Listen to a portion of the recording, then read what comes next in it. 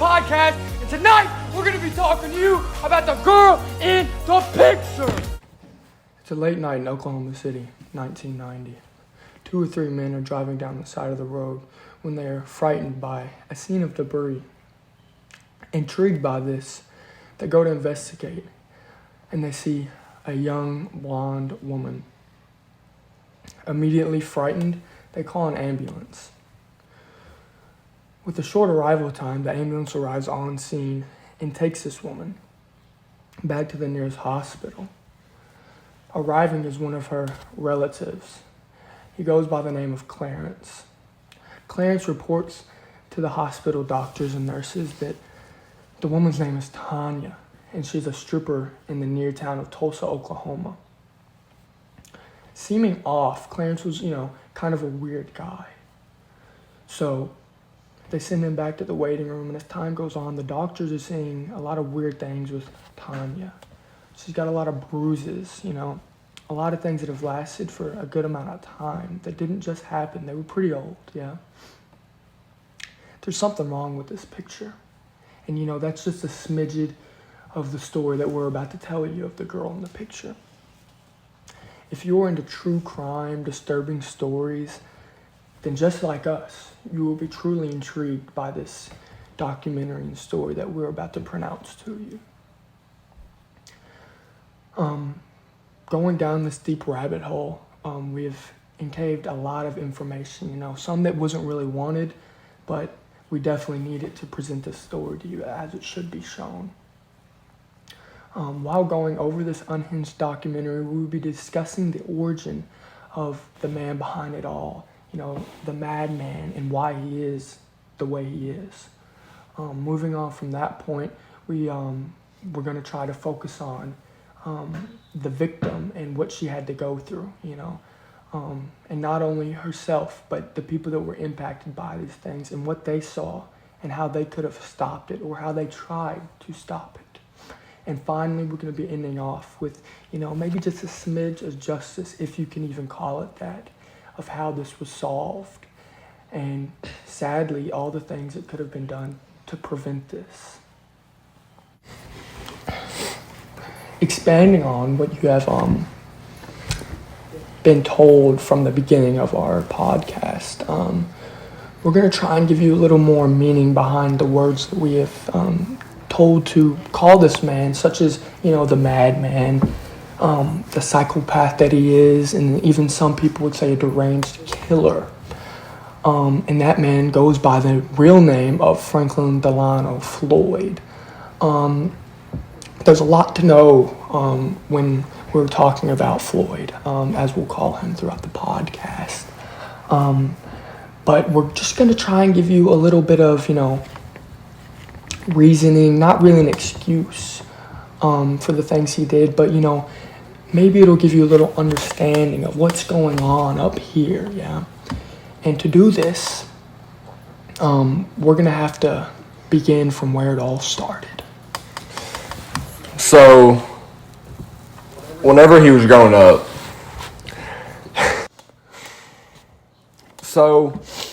whenever this Franklin Delano Floyd, the madman, was growing up, he was in foster care all his life until he was 18. And then he got out of foster care and started living on his own.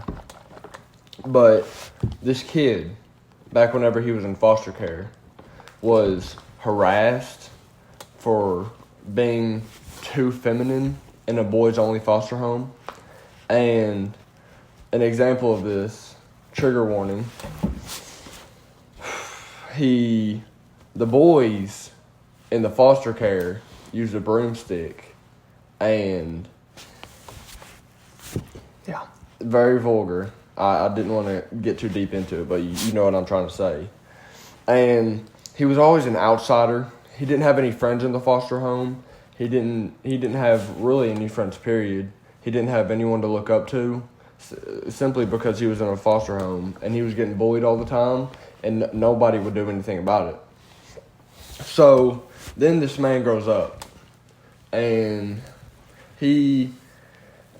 as he grows up, we start to see Floyd, try and take some steps, with a rough childhood, and things that he had to go through.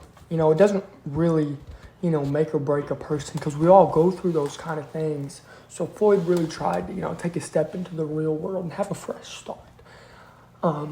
Floyd enlisted into the Army, which, looked to be for his family a bright point, in his life, But it wasn't shortly after, around the 6 months, he was kicked out for unknown reasons to the public, of course. But this is probably what, started it all in the adult patch with no real reason. I'm going to have to give you this story. And I'm going to have to give you a trigger warning because it's deep. It is. It's bad. And it really just pisses me off. Sorry for the language. But like I said, there's no real reason for what Floyd did, what he did. But one night, Floyd was at his local park. And I'm not sure if Floyd knew what he was going to do before he did this, if he went to this park with, some intentions or not. But I'm not sure if, he went into this with those intentions, if he knew what he was going to do before he went to this park, or if it was just an intrusive thought that he really could not hold back. But whatever it is, it does not excuse what I'm about to tell you. In no way. Floyd saw a young girl. Now, when I'm saying young girl, you're probably thinking 10, 11, 12, right? No. 4 years old, guys.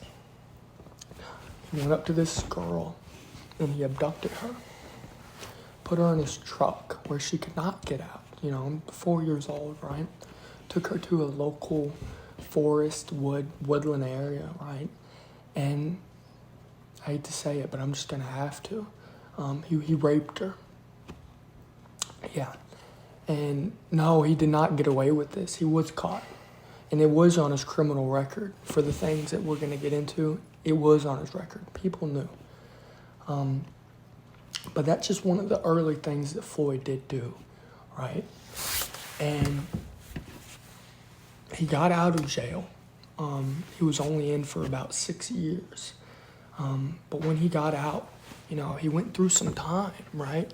And then I'll have Cameron explain this, but he started to attend church. He did start to attend church, and so he was seen as an outcast that had mental issues with the thing he's done in his past. But he meets this lady at church, and she has 3 kids, and she's a single mother. She had a divorce, and Mr. Franklin Floyd thought that he should try and help this lady out, get into this family, and just help raise the kids. That's what it seemed. That's what it seemed to the wife.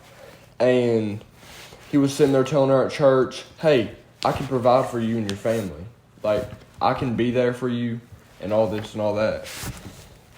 And, to a woman with no man in the house, no one to really bring in a solid income at that time, as it was thought, this sounded like a great idea. So she allowed this to happen. And we won't get too deep into that because we will cover it later on. But it gets bad, and that's really where it all starts. Moving on into a little vengeful light of this situation, we're going to be talking about the actual girl in the picture herself. Although she had gone through many aliases, as you'll see as we move further in on this podcast, that came to the conclusion that her real name might have been Tanya. But she had gone through many names, like I said, some being Dawn, Sharon, and Suzanne. But we're not just going to be focusing on Tanya herself. We're going to take a look also at some of the people that Tanya interacted with that were affected by the things that this man did as well. And you'll also see how people tried to make, steps to tell the police what was going on. They tried to create justice in this, situation, but it just didn't work. So as we go on, we're going to start, like we said, from her beginning as well. So, this Miss Tanya Hughes. So, her name really wasn't Tanya Hughes. It was Suzanne Marie Savakis. That was given to her by her real mother, and in which she was kidnapped. Mm-hmm. And her name would change 24/7 simply because Michael. Growing in her early young ages, Suzanne had a pretty normal early years. She lived alone with her two other siblings, with her single mother, and they would attend church every Sunday. And one of these Sundays at church, her mother met a man, right? That man being Floyd. Like we said earlier, Floyd threw her a pitch. A great manipulation tactic, because I would assume he knew what he was doing when he went into this, right? So her mom takes this offer, lets this random man move in because he says that he can, provide for the family. So with a new man in the house, everything was really going smoothly. There were no signs, that anyone knows of any, like, abuse, assault, anything like that. But one day, the mother failed to pay a ticket. So she was thrown in jail for 30 days. Nothing big, right? She was not a bad person, no criminal record before, but she was just in there for 30 days. Now, after that 30 days was up, she came home, and to her surprise, her children were gone. Like any mother would, she freaked out, right? Her 3 babies gone. So was the husband that she let in her house. So she calls the police and she says, "Hello, my husband took my children." And they asked, "Are you guys married?" She responded with, "Yes." They said there's nothing they can do about it. So she's on her own in the situation, okay? Now, she makes some calls, finds out some of them are at the foster home, yeah. So she goes to the foster home and she finds 2 of her children. That would be her 2 oldest. But there's one missing, right? There was 3 of them and there's one missing. She can't find the other one. And it's with the father, Floyd, of course. So who knows what she did after this. I would assume as a mother she did not give up for a very long time finding this other child. But I'm gonna take you to Floyd now, where he had his young stepdaughter. Everything was fine, as I said, because she was pretty young.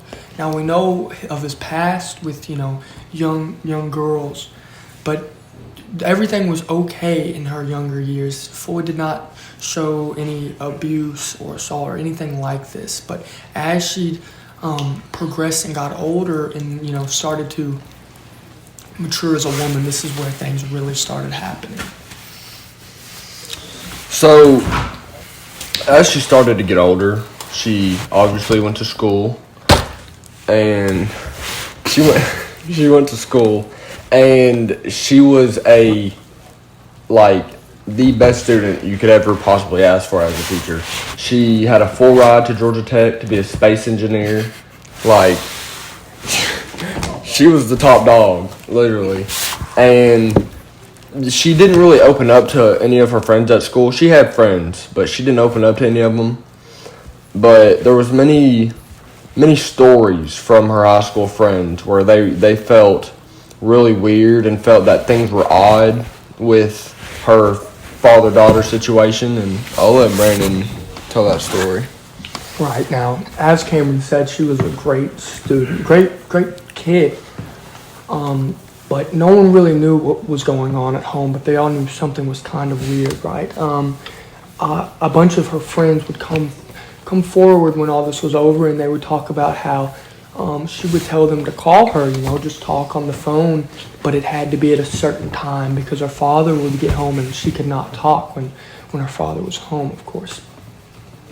And there were some occurrences where they would be on the phone and she heard that door close and those boots come in the house, and her tone changed. It was just like it was a whole new person. She was scared. She had to immediately say, "Sorry, I have to go. I'll see you tomorrow," and hung up the phone.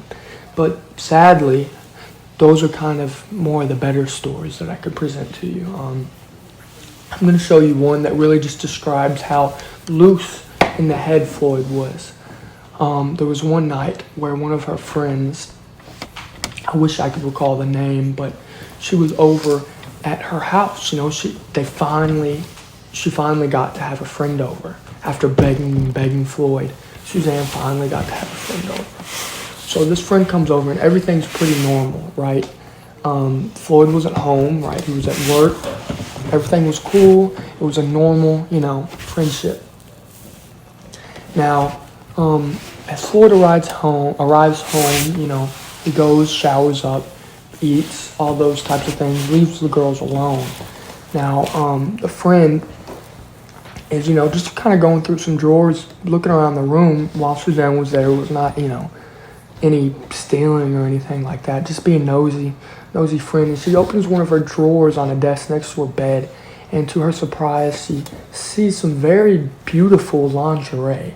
Now, this is not some, cheap lingerie. This is high-class lingerie, and it stuns her because as 16, 17, 18-year-old kids, you don't own lingerie.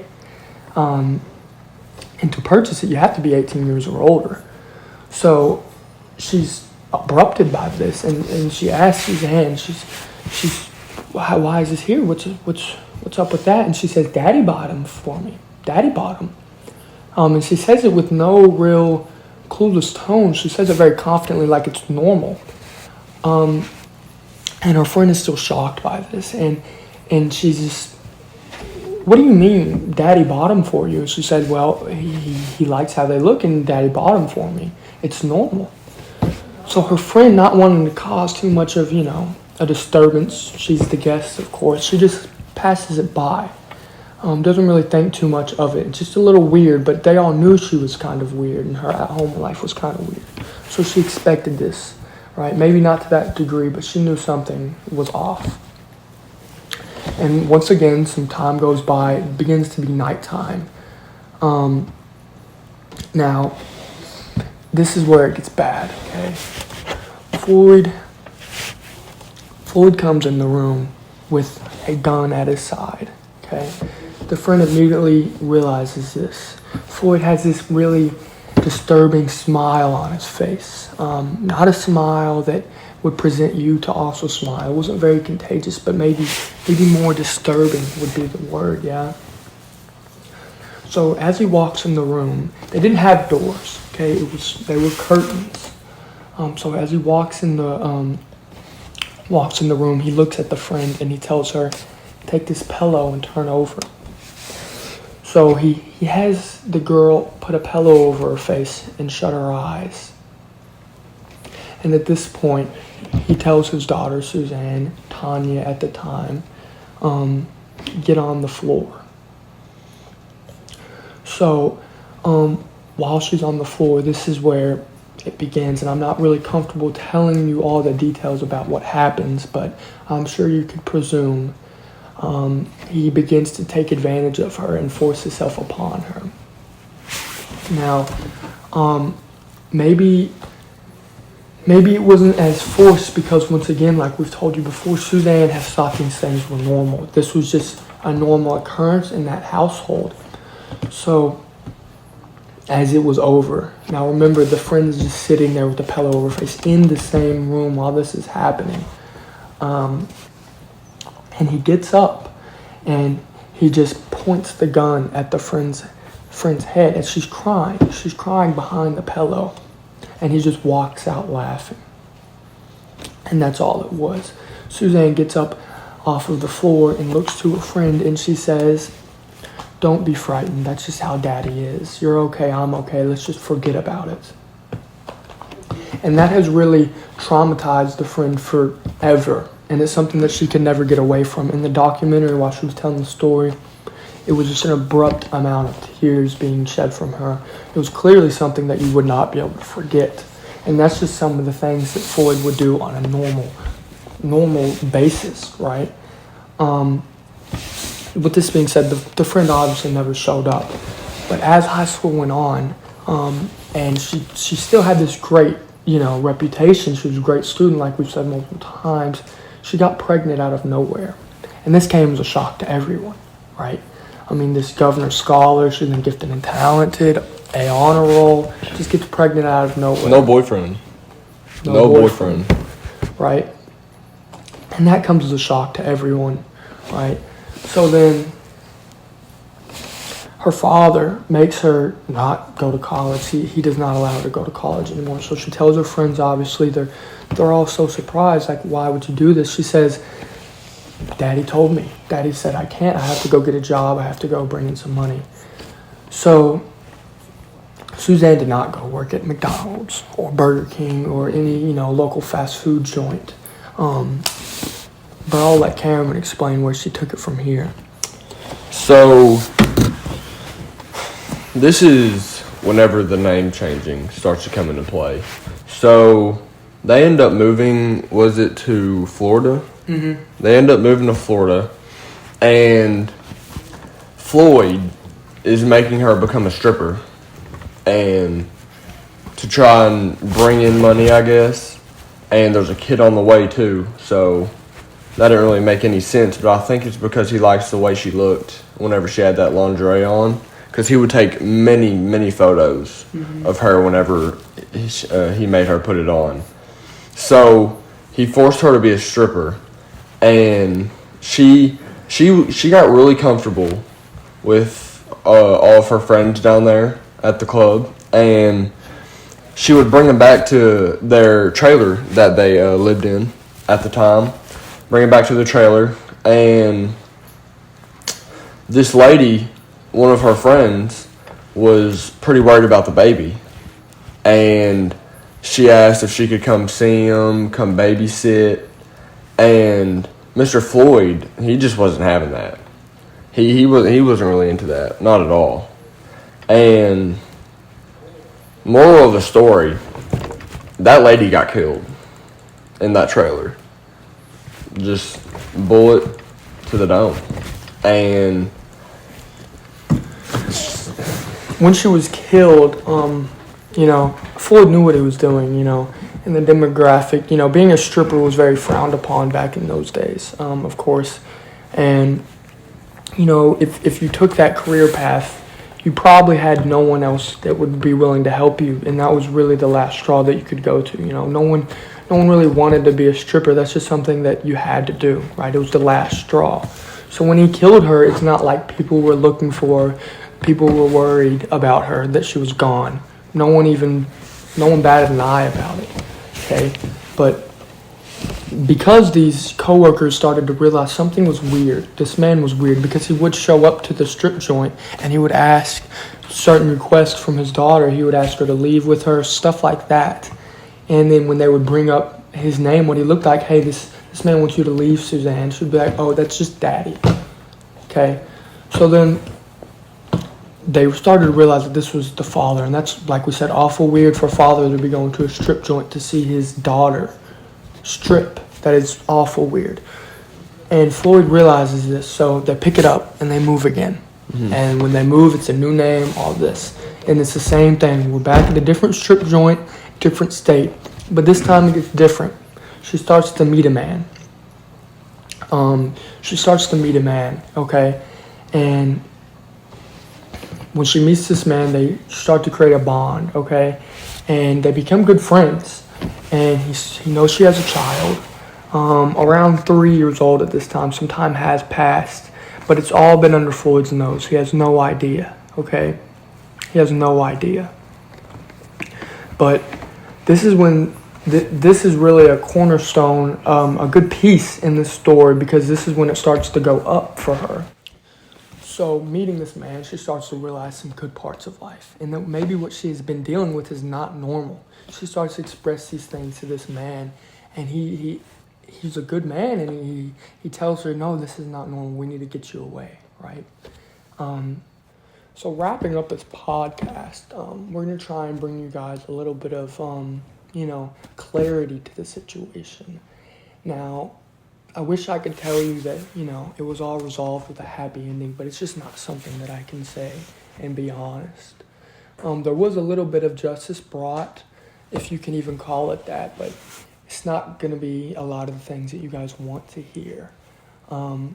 But I'm going to let Cameron tell you and pick up from where we just left off, because that's really how things correspond. All right.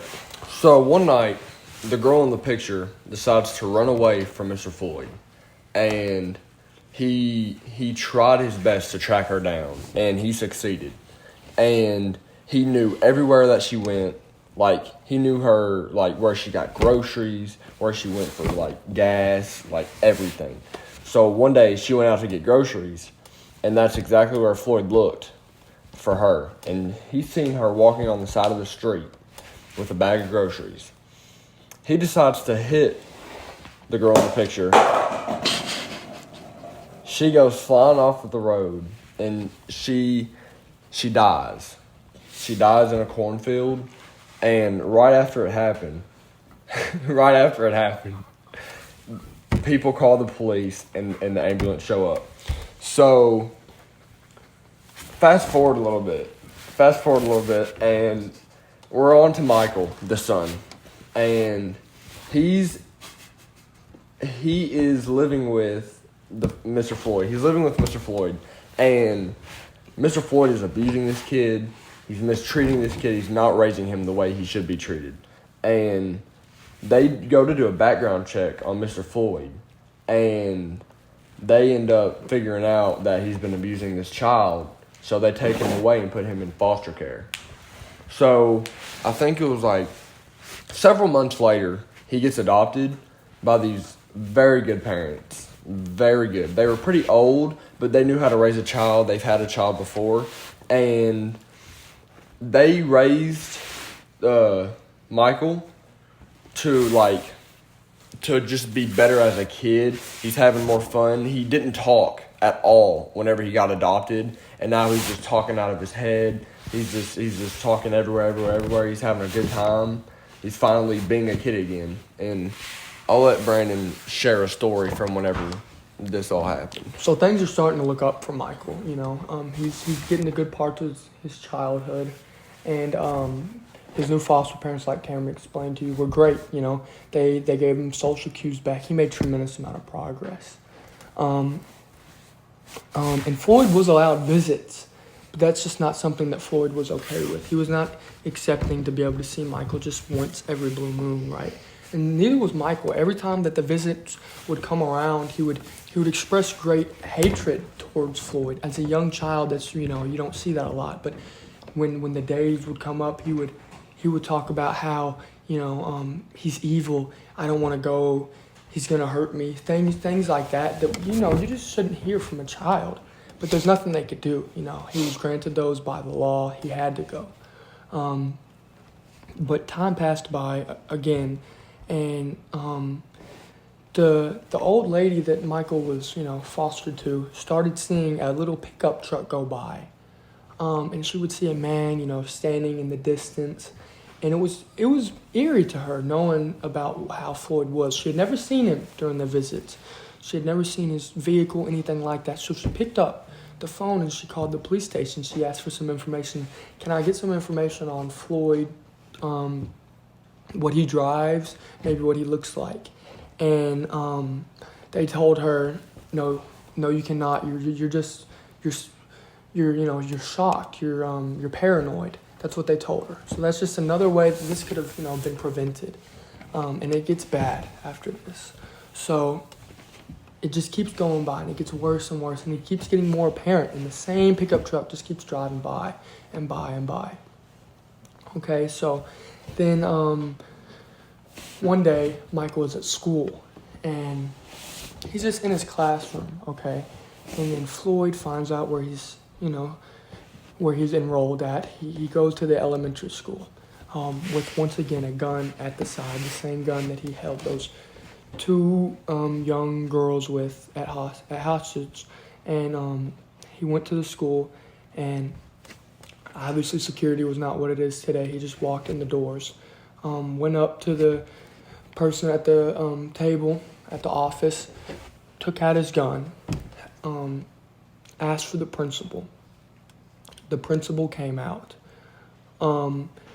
He had held the principal by gunpoint, and they walked down to the classroom. Okay, at the classroom, he had the principal call Michael out, and he took both of them once again by gunpoint out to his truck. Now, there had been witnesses. People saw this. It was instantly reported. Okay, Floyd knew what he was doing when he did this. Okay, so he put them in the truck where they could not escape, and then he drove to the woods, and then he handcuffed the principal by his ankle to a tree upside down, and he shot him.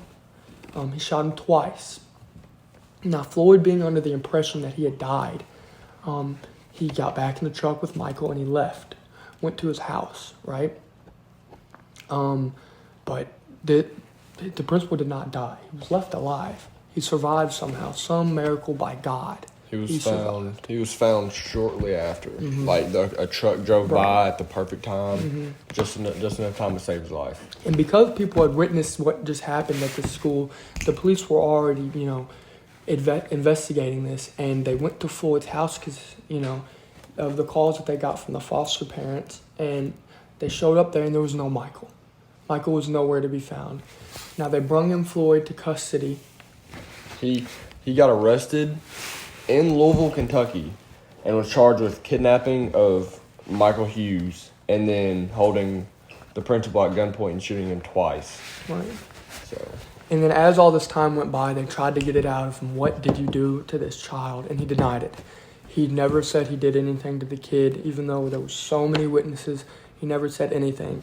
And then years went by, and he finally admitted, who knows if it's true, he said that he just shot Michael twice in the back of the head. So, if you want to consider, him getting convicted of all these things justice, then I guess you can. And, that's all they really could do. But, it just sucks to look back and see all the times that it could have been prevented if it was just taken serious. And I think that does, say something about how we have progressed in that sense. But it's just really sad to look at, yeah. So hopefully while going over this documentary, we have presented to you the origin story of Floyd, the story of the main victim herself, Suzanne, and the people that were around her and affected by the things that they had seen. And finally, a little bit of, how it all concluded and came to a close, with Floyd still being in jail to this day with a case of, 900 years. With that being said, I think that you guys should give this documentary a watch because as we can only show you so much, they do go into a good bit of detail in the documentary. Thank you for joining us on another episode of the CBGB's podcast. We hope that you can join us again next week on, the difficulties that, a profound man in our society, Jaden Furman, has had to deal with, with his knee injury that he has recently been diagnosed with. So we hope to see you back for that. Thank you for joining us. Goodbye.